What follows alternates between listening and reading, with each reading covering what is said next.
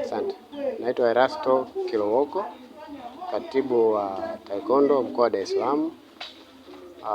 Leo tuko hapa na watoto wa shule ya St. Scholastica Primary School kuanzia darasa la kwanza mpaka la 7 kwa ajili ya kuwaelimisha juu ya ukatili na unyanyasaji wa kijinsia kwa watoto wa kiume na wa kike, kwa sababu kuna matukio mengi sana ambayo watoto wanafanyiwa. Sasa taekwondo sio kupigana tu, hapana. Sio ni mchezo wa mapigano, hapana. Ile ni mchezo ambao unajenga maisha ya mtu, unajenga maisha ya binadamu. Tunataka kumbadilisha mtoto ajitambue, ajue changamoto anazokutana nazo. Anacheza taekwondo, lakini vile vile ajue changamoto anazopatana nazo. Mojawapo kati ya changamoto nyingi ambazo watoto wanakutana nazo, mojawapo ni ukatili wa kijinsia. Wanafanyiwa, watoto wengi wanafanyiwa ukatili wa kijinsia. Sasa taekwondo hatuwezi kukubali kukaa kimya, lazima tuseme. Kwa hiyo leo tunatoa elimu, watoto wajitambue, waweze kupingana na vitendo kama hivyo.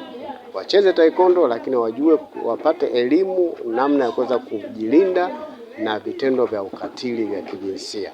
Naenda kwa jina la Mwalimu Prince Mushi, ni mwalimu kiongozi shule St. Scholastica iliyopo Ukonga KM.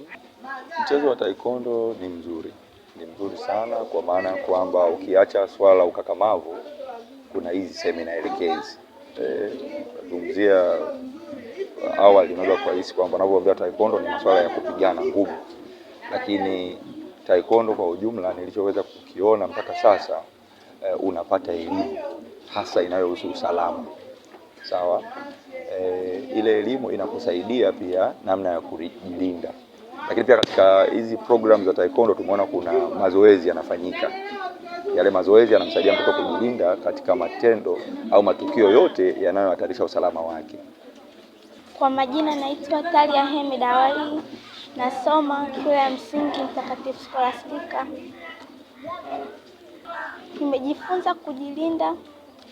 Kwanza nimejifunza usalama, kujitambua na kujilinda katika kufanyia ukatili. Nashauri muwe jasiri katika kuenda kushtaki